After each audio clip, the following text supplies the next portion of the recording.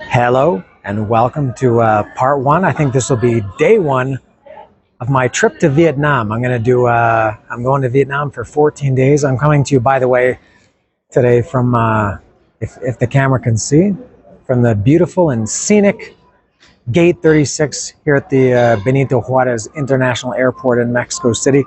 I'll give you, and I'm trying to speak quietly because it's almost 4 a.m. It's about 5 to 4.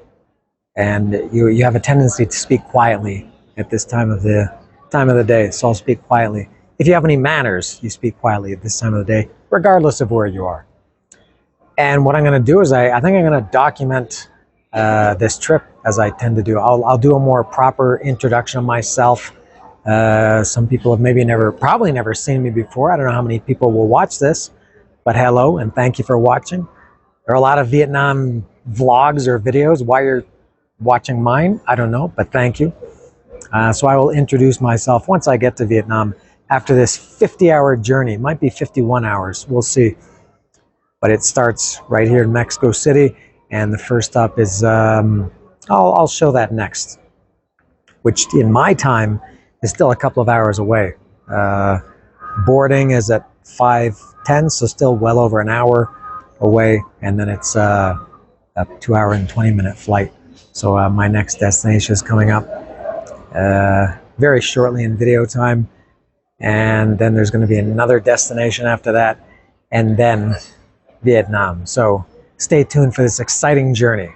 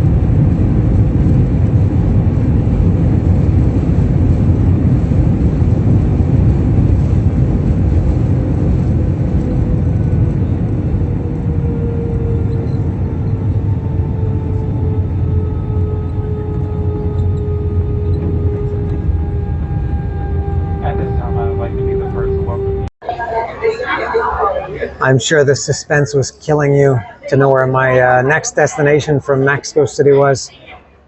And it was to right here in Houston, Texas. That's where I am right now. This is an ugly, rainy day here in Houston. I haven't seen a day like this in Mexico since September, maybe October. It's been a long time. So I'm in transit here. And what a difference it is getting outside of Mexico. Especially, I didn't mention, but that Mexico City airport is my worst nightmare. Every time I go there, I have a negative and noteworthy experience. That airport sucks. And then you get here to Houston or to the U.S. or just, sorry to say, but outside of Mexico. I've lived there for 17 years, and I know a thing or two about Mexico. And just here, people are just friendlier, more helpful, more detailed. In Mexico, you ask them where something is, and they just go like this. They just kind of do this. They give a little head nod, or maybe they point like monkeys. But here they give you very, very good descriptions of where you need to go and what you need to do. I just realized, am I backlit by having this behind me? Is this, do I look better like this? So I'm in Houston now for, and you had to go through, and it is more crap to go through. I had to take off my shoes here, empty my pockets. Didn't have to do that in Mexico. But again, here they're friendly, they're nice, they're joking around. Two of the customs guy complimented me on my Kiss shirt. I don't know if they actually even know who Kiss is, but maybe they were being nice. I do appreciate it. So just, it's always nice to get out of your home country, whatever that may be. So I'm here just for, and I had to recheck in at the ANA. I took United Airlines from Mexico to Houston, and now from here, the 14-hour trip from here in Houston to Tokyo is ANA, All Nippon Airlines, and I just had to recheck in. My bag goes right through to Saigon. So I think that's all. I got some snacks. So I got some Bugles and a bag of Twizzlers, a couple of my favorite snacks. I haven't had Bugles. They don't sell Bugles in Mexico. So I got Bugles and Twizzlers. And I think that's all. So the next, I guess I'll be checking in maybe in about half an hour. And then heading off to the land of the rising sun.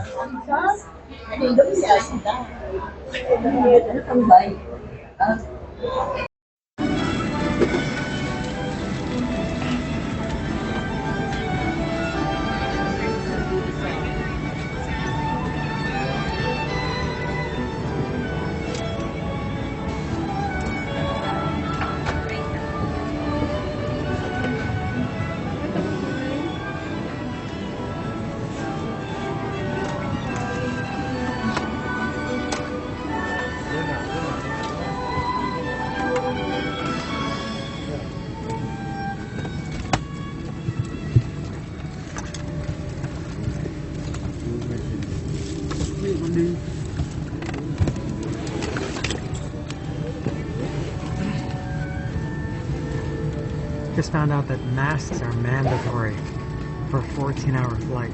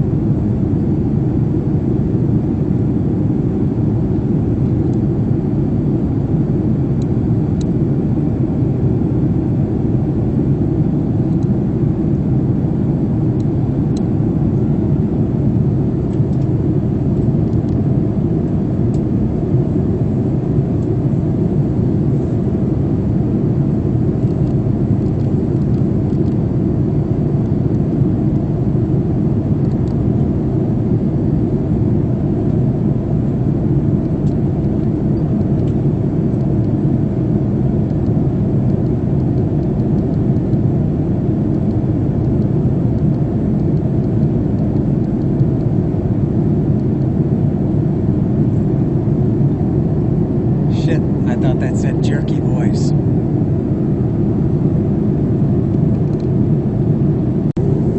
I've never been on a plane like this big or this fancy. I've only taken relatively short flights. So I'm exploring all the gadgets, and I noticed as soon as I sat down, the windows don't have shades, but they have this, which I don't know if the camera can pick it up, but if you press it, it controls the tint of the window.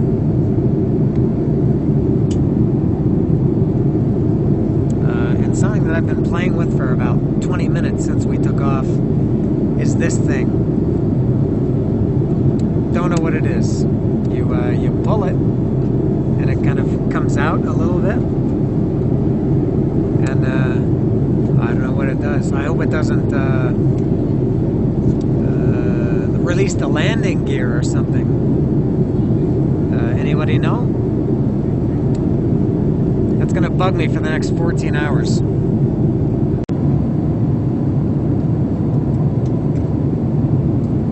I mentioned earlier that these windows don't have any shades on them, but they have the buttons. It's amazing how well it recreates a night atmosphere, much more than shades, because the shades are either open or closed. I mean, obviously you can have them partly open, but you can control the amount of light that comes in, but not the strength of the light. But these things really simulate nighttime, and it's kind of confused me a couple of times. Now this is the middle of the day. This looks purple on my phone, but let me increase the brightness. This is the middle of the day, and there's a little bit of a delay when you increase the brightness. There, it's opening now, and you should see that this becomes afternoon, blue skies.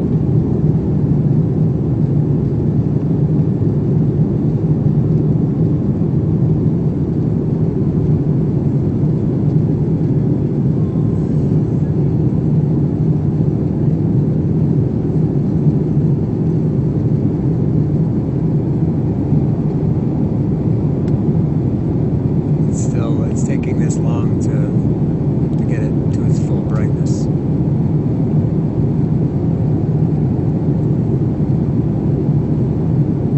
There we go.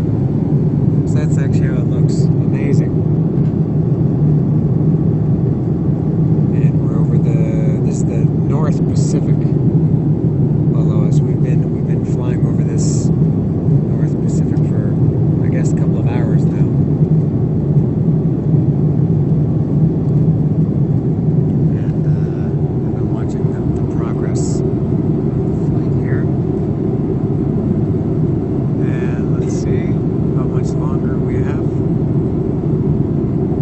So we've traveled 8,893 kilometers, and we got 2,446 kilometers to go. Another 3 hours and 12 minutes. Where is it? And we'll be in Tokyo at the end of this 14-hour trip. Not nighttime. We're about 2 hours away from our destination in Tokyo, and we're getting our second and a half meal. I can't believe I forgot to show the first one. The first one was, well, here's this one. It's this looks like a piece of ham with that looks like beans and looks like kidney beans and garbanzo, and that's some kind of a muffin, I guess. And this is or should be lasagna. Yeah, that looks good. Not as unique as my first one. My first one was very uniquely, well, kind of uniquely Japanese. The main dish in the first one was, well, chicken and mashed potatoes, but it came with sushi, and it was real sushi, like the raw fish, not the like California roll, like, you know, American or Western sushi. Pasta salad, a little salad, lettuce, and corn salad, roasted seaweed, a roll, like a bun that was kind of a hard, it was good, with a little pat of butter came with it. And what else came with it? Some noodles that when I kind kind of tried to pick the noodles up with the fork. They were all stuck together, just one big clump. And then it came with a big pack of, it said noodle sauce. That's what it was called, just noodle sauce. As I show around here, as I describe my past lunch, which was 10 hours ago. And then as soon as I poured the noodle sauce on it, they immediately became lubed up and very slippery and came apart nicely. And they were pretty, that was like, I read the ingredients of that sauce. It was like a fish sauce with sugar and vinegar and something like that. I think there was something else too. They also gave us, I think I've got it here, for Valentine's Day. This was a nice touch. Where is it here? They gave us these cool chocolates. I ate them, but they were, well, let me open this. There's the remains of them. It was 4 pieces of chocolate, one from each of, this was from Venezuela,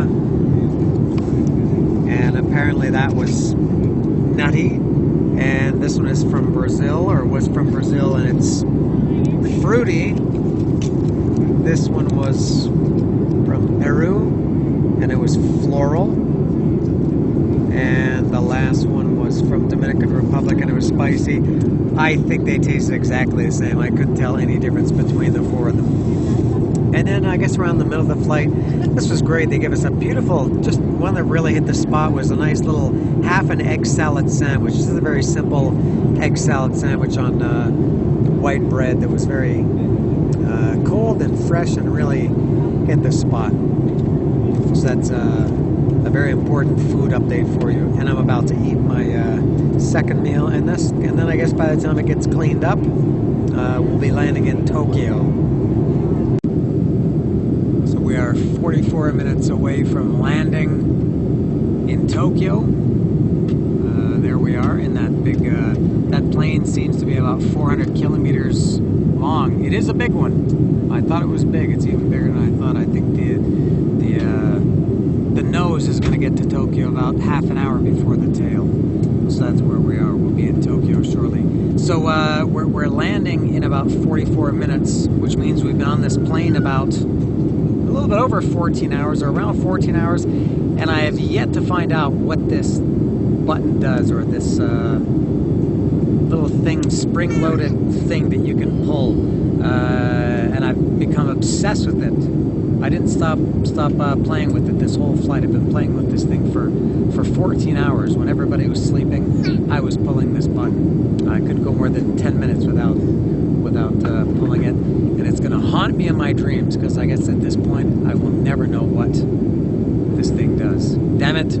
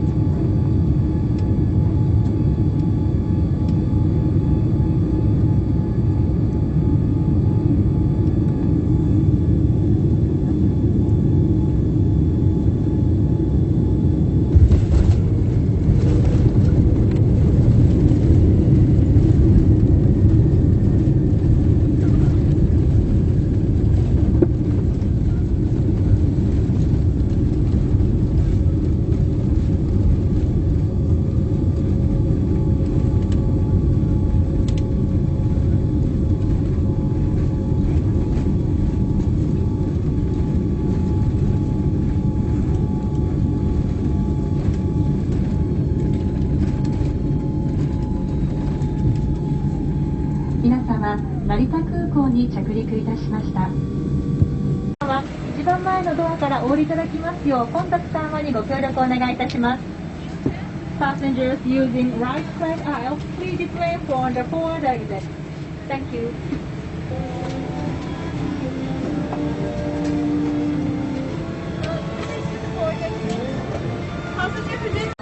Japan is a very ancient country with a lot of rich history and culture. Very, very deep culture they have here.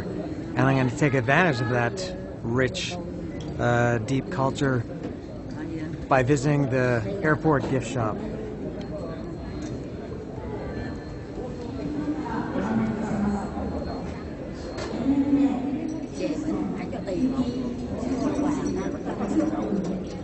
They have these beautiful t-shirts.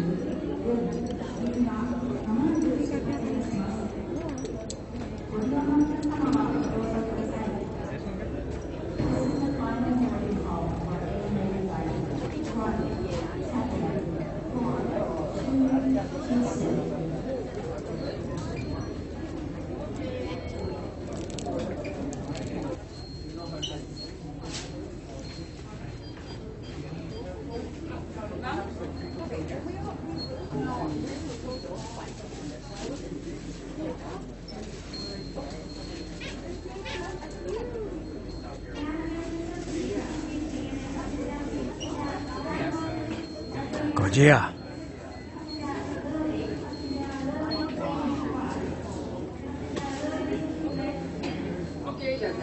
Let's see what the candy situation in Tokyo is like. Was this strawberry Kit Kat? And I guess this is matcha.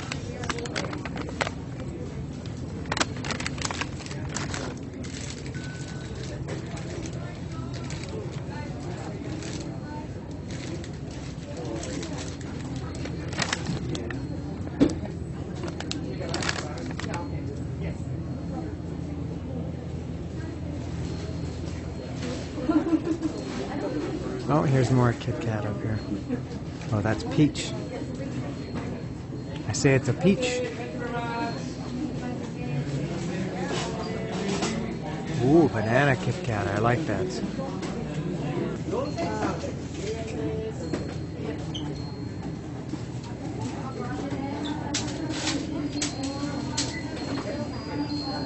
Seafood snacks.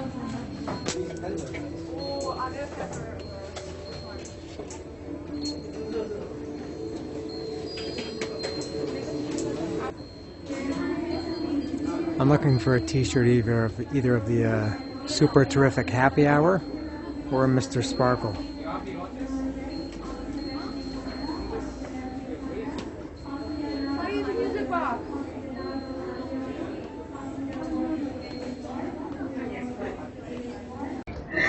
Now that the initial thrill of being in Tokyo has faded and has worn off, it's time to face the stark reality that after that 14-hour flight from Houston to here in Tokyo, I still have another 12 hours before I get to my final destination. That's to get right to my hotel. And I have about 3.5 hours here in Tokyo until my plane leaves to go to Saigon. And it takes 7 hours and something to get to Saigon. So amazing that after all this time, I'm still. And then once I get there, I got to go through customs, and then when I get through customs, I got to get a SIM card. I guess at the airport, then I have to find a way to my hotel. By the time, I think I mentioned at the top of this video, it will be 50 hours by the time I get to my hotel in Saigon. It'll be 50 hours that I've been traveling. I think my eyes are a little bit red, maybe. Oh well, so I'm here at the gate waiting for my flight.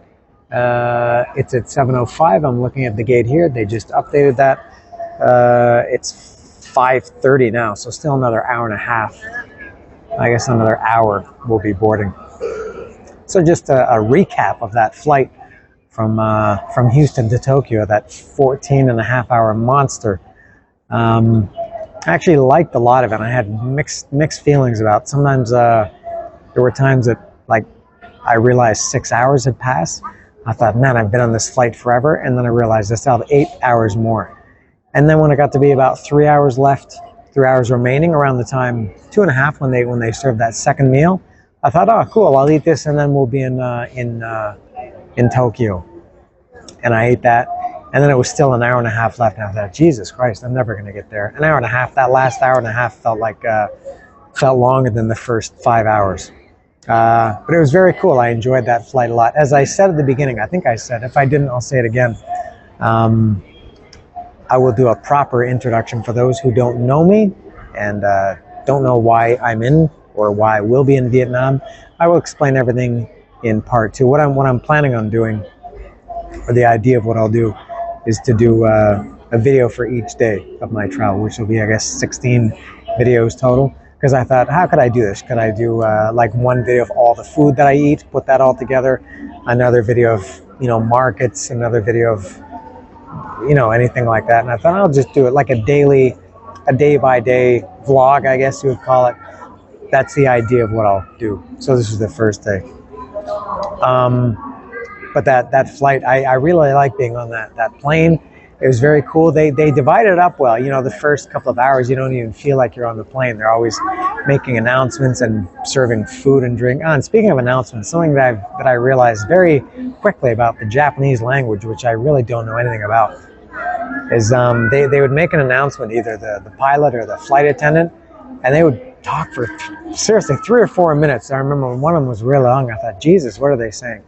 So after 3 or 4 minutes of talking, they switched to English and they said, attention passengers, there is turbulence, please fasten your seatbelts.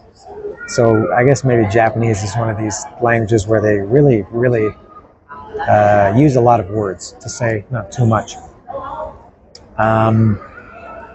What else? So much happened on that flight. And also nothing happened. I was on that plane for 14 and a half hours. There was a guy, I assume Japanese guy, and I think he's, if you can see the guy behind me with the hat there, he was beside me on the plane, and I think even by the time we got the wheels off the ground, he was in bare feet, and he was in the aisle across from me, and I had my aisle empty. It was great. I had all 3 seats to myself, and then he came over and took the other 2. He actually laid down with his feet at my end, so he had his bare feet not pretty much, they were touching me, except I had a blanket over my lap. So his bare feet were on me.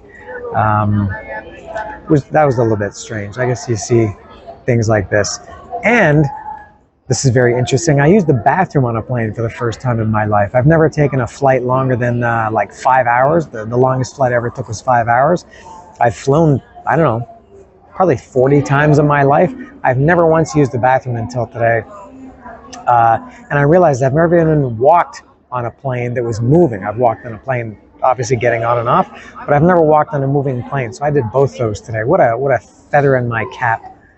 And I just think, imagine the amount of urine that gets spilled, and especially by us males, that get spilled in that toilet in the plane when the plane is bumping and everything.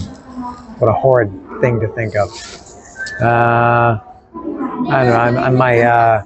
My low battery light is flashing now, and I haven't really slept. I've been awake now. By the time I get to my hotel in Saigon, I will have been awake for about 65 hours total. I woke up on Monday morning at 7 in the morning, and by the time I get to my hotel, it's going to be 1 in the morning Thursday. And I guess by the time I go to bed, it's going to be later than that. So do the math. It's a long, long time.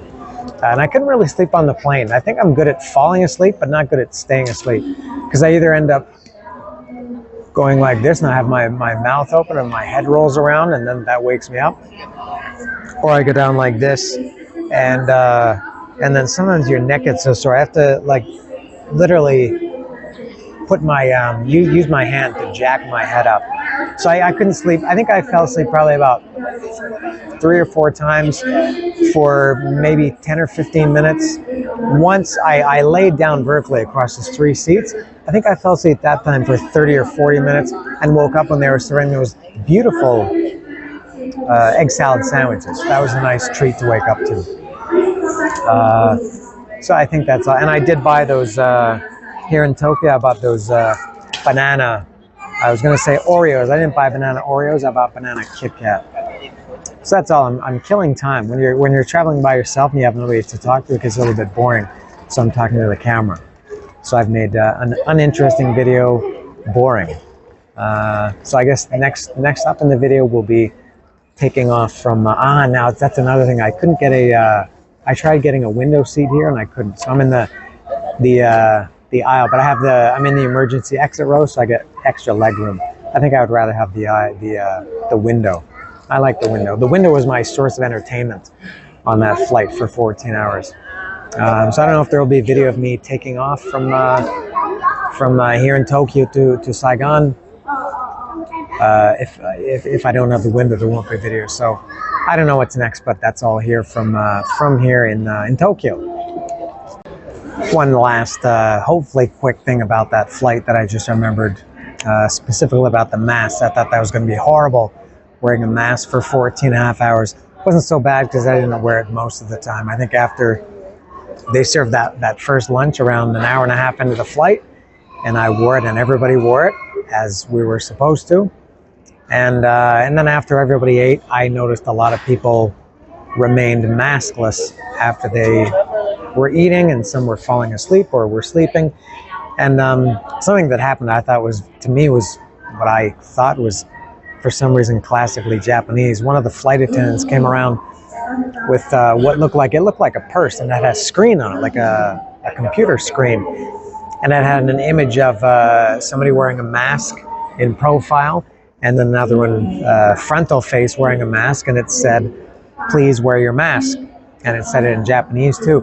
And instead of going up to people and asking them to wear their mask, she just went up to everybody who wasn't wearing a mask and showed them this thing, which I thought was kind of strange. And also, for some reason, I thought that was very Japanese.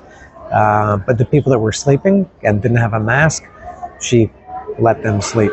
And then they made an announcement saying, please put your mask back on to everybody, please, after eating and drinking, please put your mask back on. And then people put them back on. Then sometime later, I noticed most people didn't have them on, or a lot of people didn't have them on, including me. And then after the egg salad sandwich, I don't think I put the mask on again. And quite a few others didn't either. So I just thought I would add that. And another thing that, again, to me is very Japanese, when the woman was serving I also had something, she called it Japanese lemonade. I had 3 cups of it. I had one with each of the 2 main meals, and another one when they came around to serve drinks. Very good, the Japanese lemonade. I'm not sure what it is, but it was good. When she was serving it to me, she gave me the cup, so I was just holding the cup like this, thinking she would pour it. And she told me very squarely, she was holding in her hand, she was holding the lemonade in the one hand, and in the other hand she had like not a plate, but like a serving platter. And she told me very specifically, she said, no, you have to put the cup on the plate and don't touch it. I will pour it and then take it. So that's what the reputation I've always known about Japanese people is that they're very square, that they follow the rules. And I can understand that because I'm Canadian and I follow the rules too, but I think Japanese are next level rule followers. Plane is leaving not soon enough, but somewhat soon.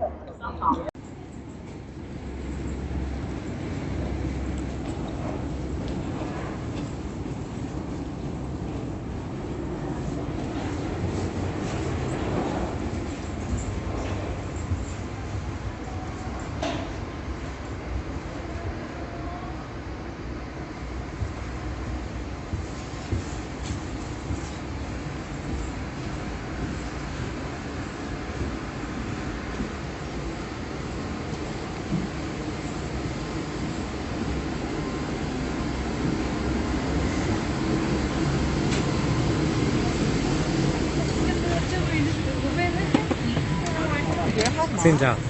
Yes. Thank you very much. Sure.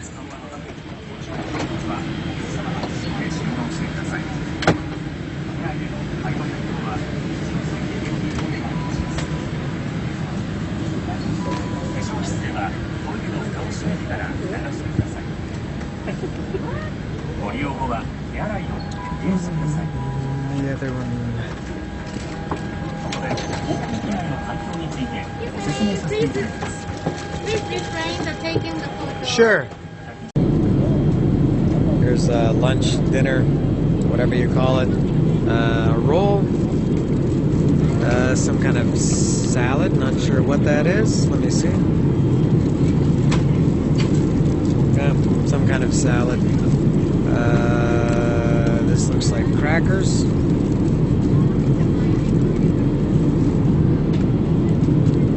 This, I don't know what this is. No idea. That looks like a little sushi roll. I had these green things on the way from Houston to Tokyo, and I guess they're snow peas or snap peas or something, and I put the whole thing like that in my mouth in the pod, and I chewed it for about 2 minutes, which made me realize you're not meant to eat the pod outside. So I split the rest of them open, and they were very good. And we had a choice today of teriyaki chicken or this, which I chose. This is some kind of beef with some kind of glaze. This is Vietnamese, and I've got that good Japanese lemonade again, and lots of legroom today, but no window, no screen in front of me, but a couple of neighbors. So it's kind of hit and miss. The little Haagen-Dazs here for dessert, as we had on the other leg from Houston to Tokyo. Well, this is supposed to be my hotel. I've got a reservation booked, paid for, and it's locked. It's dark. Nobody is here. There's this number to call. I've called the number 6 times. Nobody answers. So now I've been standing in this alley for 20 minutes after traveling for, I think, 50 hours, and it's 1:15 in the morning, and I don't know what I'm gonna do. And now these girls are trying to find me a hotel, and I feel like I'm seconds away from getting scammed or killed. I'm in this alley that's full of rats. Seriously, I've seen 15 rats in the time I've been standing here. Well, my hotel plans fell through, and so what I'm doing is I found this girl, and this couldn't look any shadier, and she owns this tattoo studio / hair salon, and she's given me a place to stay. This is beside the hotel where I'm supposed to stay, and I just met a guy and his wife on their honeymoon from India, and they're helping me out too, and we both checked this place together, and they said, yeah, it seems okay, and just to stay here the night and then deal with things in the morning. But it's now 5 to 3. It's 2:55 a.m. I've been awake for over 70 hours. I've been traveling for over 50 hours, and I desperately need a place. So here she is, and I don't know what her name is. And she doesn't speak English. We're doing everything through Google Translate. What is your name? My name Ni. Ni? Yes. Okay, Ni. Nice to meet you. Nice to meet you also. All right. So yeah, as I said, I know this. My English not good. That's okay. This couldn't be any shadier. And she said she's leaving the door open, so when I'm going to leave, I can just go out in the morning and then close it behind me. So if nobody sees me again or hears from me again, send help. So to give a little update about what happened at the airport and kind of how I got into this situation, everything was perfect all day, all the travel. And you know, the farther you travel and the more planes you take and the more countries there are, the more windows that open and cause problems. Everything was great. Everything at the airport, I didn't have any problems in Mexico City, Houston, Tokyo, and then when I got to Vietnam, I got through customs. Took about maybe half an hour to get through customs. I mean, to wait in line. Once I got up to the guy, I gave him my passport and visa, and it took him 2 or 3 minutes to process me, and I went through. And then the first sign of trouble was I saw a place to get a SIM card, which I wanted to get right away. And I hope there's not noise because there's a fan here. Let me see if I can move away from it. There was a place to get a SIM card, and that was $11 US, which is about $2.50. It was either $11 US if you were paying in US dollars, or $2.50 if you were paying in Vietnam Dong. And I didn't have any cash on me at all. So that's for a month, unlimited data and calls for 1 month, fair price. So I had to go to an ATM to get some money first. Then there's one in the airport, and I went to use it, and it didn't work. It said we can't complete this transaction. I tried again. I tried different cards, nothing had worked, and I thought my bank blocked me because that's happened before. And so I called my bank a couple of days ago before I left. I said, just so you know, I'll be traveling, and I don't want to have any problems with my card, so please can you make sure it's not blocked? And they said, okay, we've put a note on your cards, and that you'll be out of the country traveling internationally, and have a good trip. So I went there, and the ATM didn't work, and the guy in front of me was using it. It worked for him, and then the guy behind me was also Canadian. He had a card from the same bank as me, TD Canada Trust, and he tried it, and his didn't work either. And we determined, he said he did the same thing with his bank. He said the ATMs you have to use have to have the plus symbol, Interac, and something else. And this machine didn't have it. And then there was another woman behind him who had a card from another Canadian bank, I think from CIBC. She tried and it worked. So we determined that it was our TD cards that didn't work. So I asked somebody in the airport, are there other ATMs? And he said, yeah, just outside there was a couple more. So I went outside, and there were two, and I tried one. Same thing, it didn't work. I tried the other, and it said I was over my limit. I was trying to take out about, 5 million dong or 6 million dong, and it said that was too much. So I tried again. I took out, I think, $1 million, and it worked, which is not very much, 2 million. $1 million or 2 million, just enough to get me the SIM card and have some money in my pocket. Then the problem was, when I went to go back into the airport, I couldn't go back in because I had exited, and to go back in, you have to go through security and everything again. So I thought, oh man. So I asked the guy, I told the guy, I said, I came out just because I wanted to use an ATM, and there was nowhere outside to get a SIM card. So can I go back in? He said yes. And so I went in, I bought the SIM card, and it didn't work. The woman put it in, and it didn't work, and I tried, I didn't know how to switch from my SIM card to this second SIM card. Didn't know how that was going to work. So she got one of her colleagues or co-workers to try it, and it finally worked. So that burned, I don't know how much time how much extra time that took at the hotel. I think about 40 minutes total. Maybe it sounded short, but it was a long time. And then, so I got Grab. Here in Vietnam, they use Grab, which is like the Uber. And I added my card. That worked no problem. The Uber came. The Grab came, picked me up pretty easily. I wasn't sure exactly where he was going to be, but I did find him, and he brought me to this alley, Saigon Hotel, and got there, and as I mentioned, I kind of picked this up after it happened. Nobody there, and this whole little alley, it's just off a main street. There's got probably 6, 7, maybe 8 or 9 hotels on a little tiny alley street, and they're all closed, they're all dark, and they have the doors locked, and they have a number on them saying, if you need to get in, call this number. Well, I called that number for my hotel that I made a reservation for and paid for, and it didn't work. And I called the guy 6, 7, 8 times, no answer, no answer.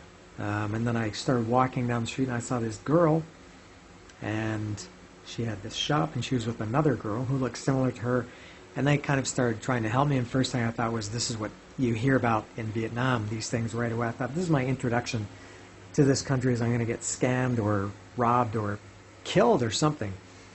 And then as I was standing outside the alley Saigon Hotel where I was supposed to stay, I saw a guy and a girl come up, and they were going into the hotel beside mine.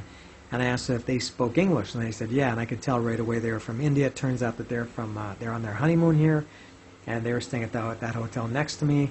And he didn't speak Vietnamese, nor do I. So we kind of both talked to this girl, and then at this point, this girl offered for me to stay in her house here, or it's her studio, which I'm doing. She just went to bed. So it's now, and believe it or not, this is the short version of this. It's now 3:40 in the morning. I traveled for, I think it was exactly 50 or 51 hours, and I've been awake now for, I think, about 73 or 74 hours I've been awake. So, and amazing I don't feel tired, although that could probably change very, very quickly. Anyway, so what I'm going to do, I'm going to just put this together quickly, upload it as I sleep, make it live tomorrow. If you're interested in following my series, what I plan on doing is, I don't know if I mentioned this or not, it's hard to remember what I talked about. I'll do a series, I did mention that, I think I said that on a plane. Whenever you see this, I should have, if you're interested in watching all of them, and it's off to quite a start already. I don't know if it can only get better or only get worse. I should probably, my plan is, my idea is to put a new one up when I'm done for the day and when I get back to my hotel, if I can find a hotel, to put one up at the end of the day, every day of the activities I did that day. Whew. So here's my my bed for the night. Here's my air conditioning for the night. And I won't even show the bathroom. No, no seat on the toilet. I don't know if there's a shower. It's not just I want to sleep. You want a place to, you know, put your stuff in to relax and feel like it's your place. Not that you're just crashing at somebody's house for the night. So I don't know what I'm going to do in the morning. And it's not a good way that I have to, I guess, wake up tomorrow and first of all go start with this hotel and first of all tell them I'm not obviously paying for the, I should cancel the whole thing and just get all my money back. I can't imagine that would be easy, but that ends day one. What a long, it's now what, Thursday morning, 4 o'clock in the morning. I've been up since Monday morning at 7 o'clock. So that's from Monday morning at 7 o'clock to, so that's about 3 hours short. What's that, 68 hours? Long time anyway. Few, 10, 15-minute naps on the plane. Despite that, I'm yapping and going on. But I think I'm going to end it. And I have YouTube open there. I'm going to upload this video now. So that's it for day one, episode 1. See ya.